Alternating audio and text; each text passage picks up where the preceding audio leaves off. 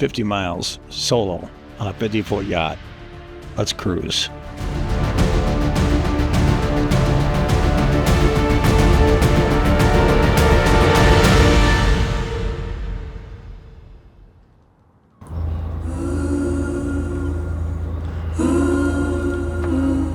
I have a long bucket list of things to do before I get too old to enjoy them.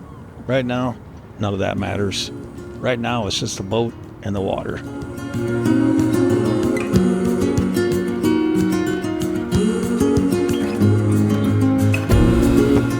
Every sailor has a moment.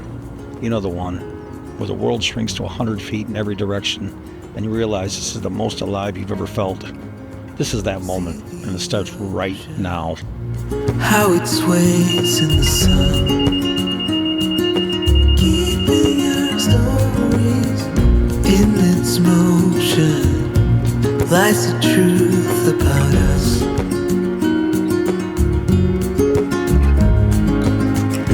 Things time will tell, we might never know. We'll be gone before it all begins.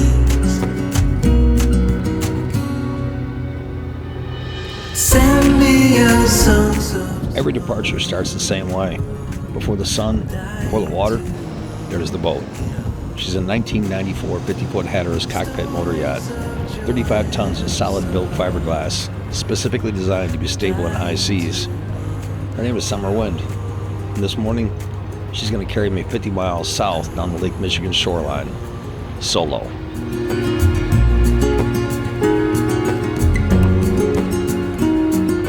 The no-wake run through White Lake takes about an hour on a boat this size. It's meditation time. Engines at idle, coffee still warm, the world hasn't caught up yet. See the trees grow, they were here long before. They're keeping our store. White Lake Lighthouse, it was built in 1875, is standing where the channel meets the lake. Every boater who passes this mark knows what it means. Sheltered water behind you, the big lake ahead. We'll tell, we might never know.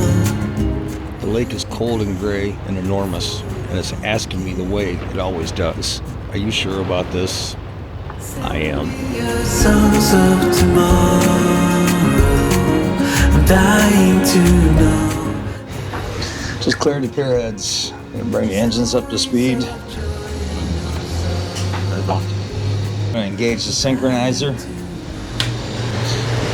And now we're gonna set the autopilot.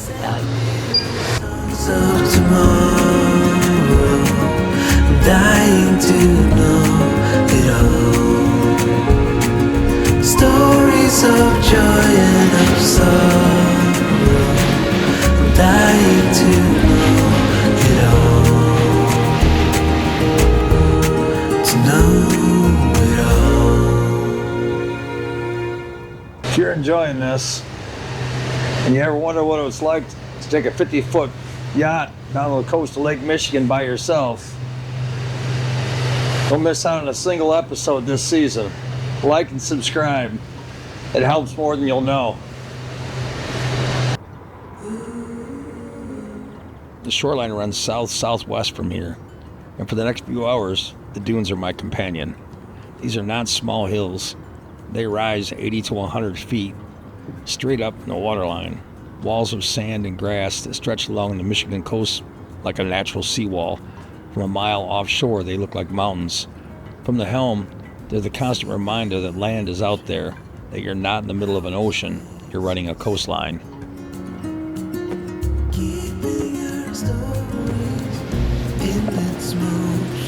I keep the dunes to port, 2, maybe 3 miles offshore, close enough to see the detail. The wind-sculpted ridges, dark patches of forest, the occasional cabin perched at the top like it grew there. Far enough out that the water still feels big. There's something about a shoreline you can see but can't touch. It keeps you honest. Reminds you that the water is borrowed space. You're a visitor out here. SummerWind settles into it. That's what she does. At 1800 RPM, she finds a rhythm and just goes. The bow cuts clean. The wake stretches out behind like a white road leading back to where I started. Dying to know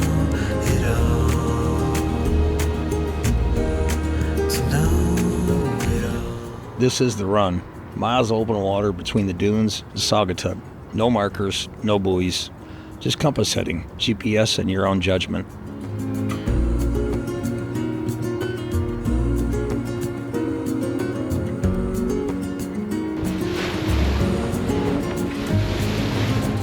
See the trees grow. Running solo changes everything.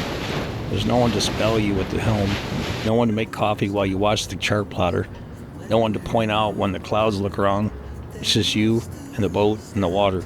And every decision, from fuel management to course corrections to when to check the engine room, falls on one pair of shoulders.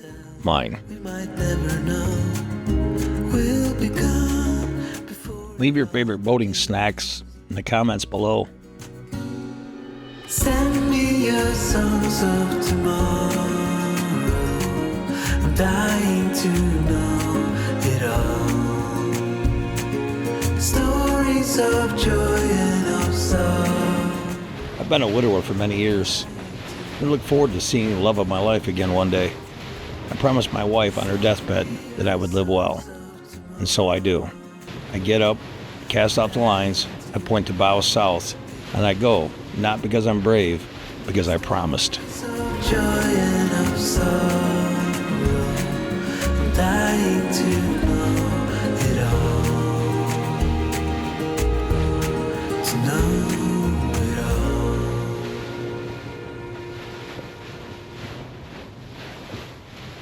There's a certain freedom and simplicity now. No schedules to coordinate, no voices other than the wind and the waves. Just me, learning how to listen to the boat and the water again.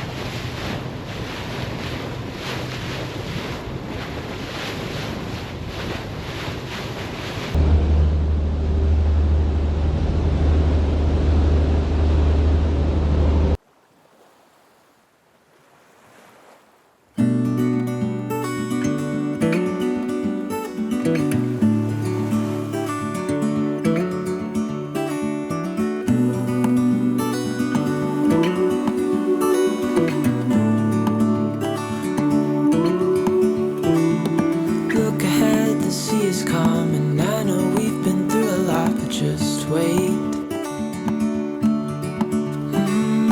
Wait for better days to come and carry us like wind in our sails.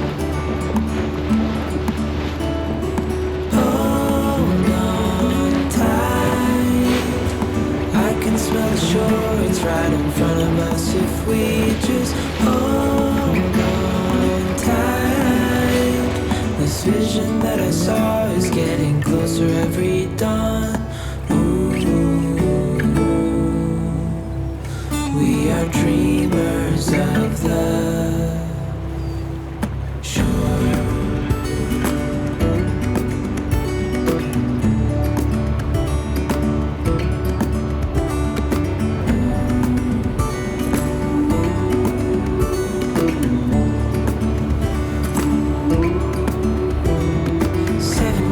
Now on this boat, and we all know where we belong. Just wait. Wait for our home to show on the horizon. Soon we'll be there. Hold on tight, I can smell the shore, it's right in front of us. There's a moment after you tie off, after the engines are off, and the boat is still, and the only sound is the water against the hull. When you just stand there, you don't check your phone, you don't plan the next leg. You just stand there and let the silence fill up the space where the engine noise used to be. The shore, when we can't read the sky. 50 miles solo on a boat that was built 30 years ago. And when we're drowning in doubt, just keep on believing. Be sure to like and subscribe so you don't miss out on the next episode. I'm planning a trip through Ludington, Frankfurt, and the Manitou Pass. Sure.